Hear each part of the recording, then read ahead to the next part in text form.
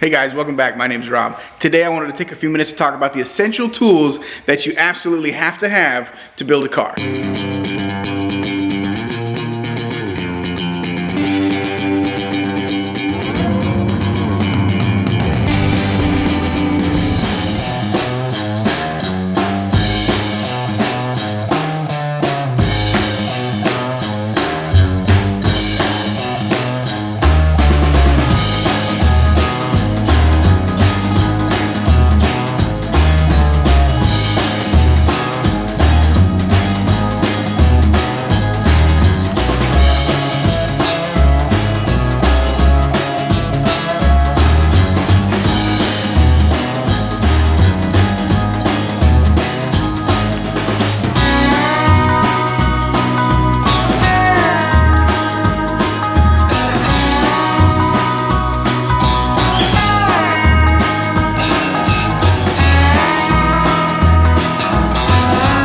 So what you saw there is a lot of pretty cool tools. It took me a long time to gather all those tools, and I got a lot of money sunk in that stuff. But the important thing to know here is that those tools, the majority of them that I've shown you, are not required to build one of these.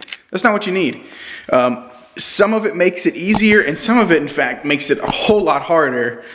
Just that if you have a tool, sometimes it gives you an avenue to kind of go down a rabbit hole where I could just build a flat panel to cover something up and it would be done, but now I have means, I'm going to stretch it a little bit, throw a bead roll in it or some speed holes or all this other stuff, and it takes like a 5-minute job and turns it into a half-day job, so you got to be careful with that. But here, let me tell you the absolute must-have essentials to build a car, and they might surprise you.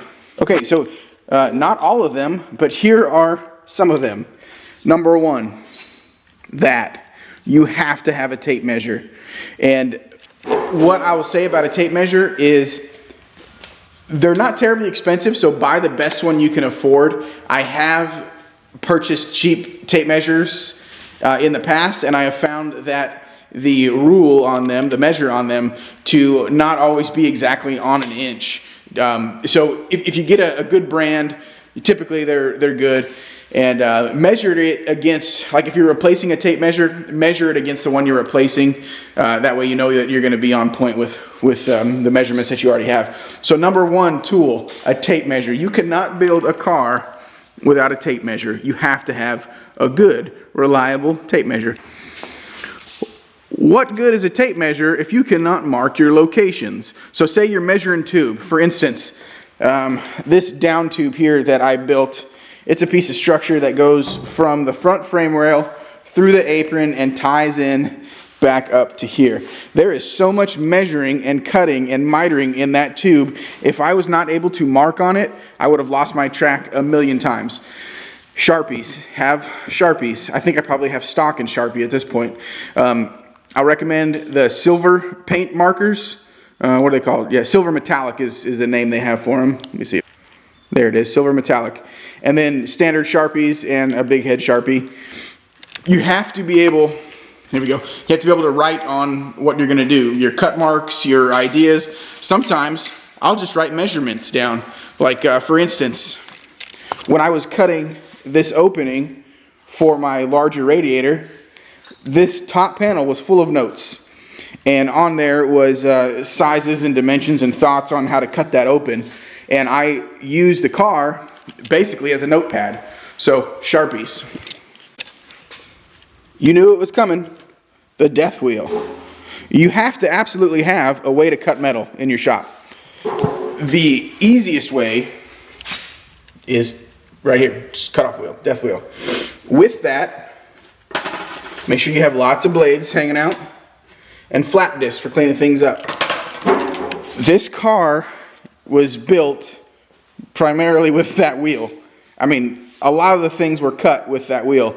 And before I had other means to cut, I would cut everything with that wheel.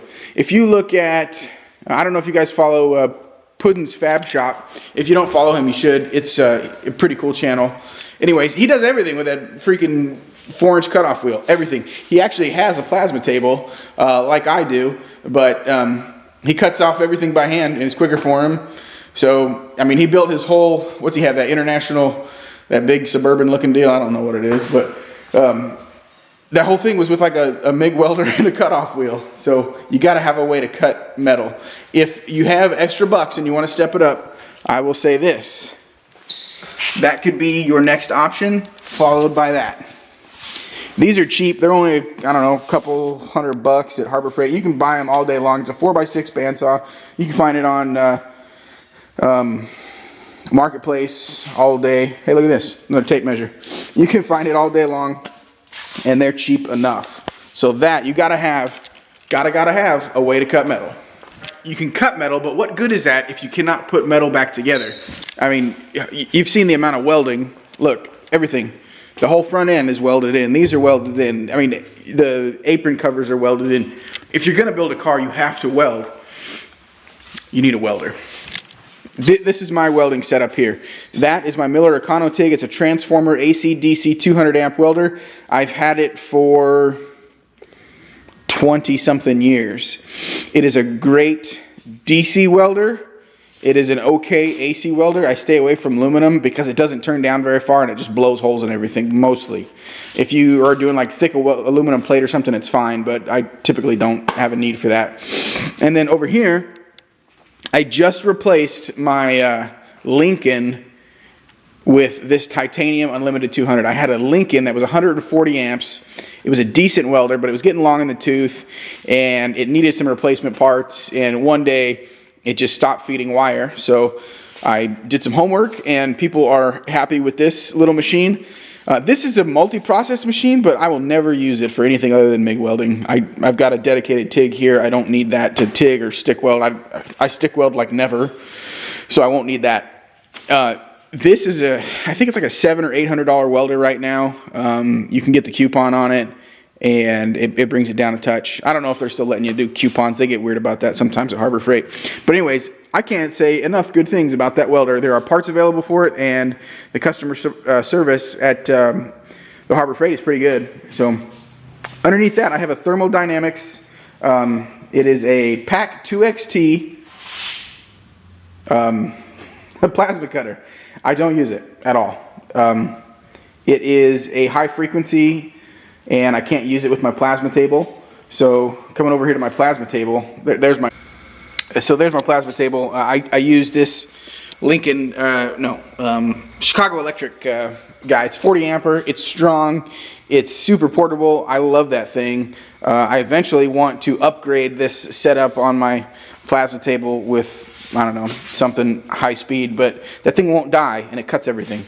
So welders, get yourself a welder. I will say, stay away from flux core welders. Don't save the money. Get a gas setup.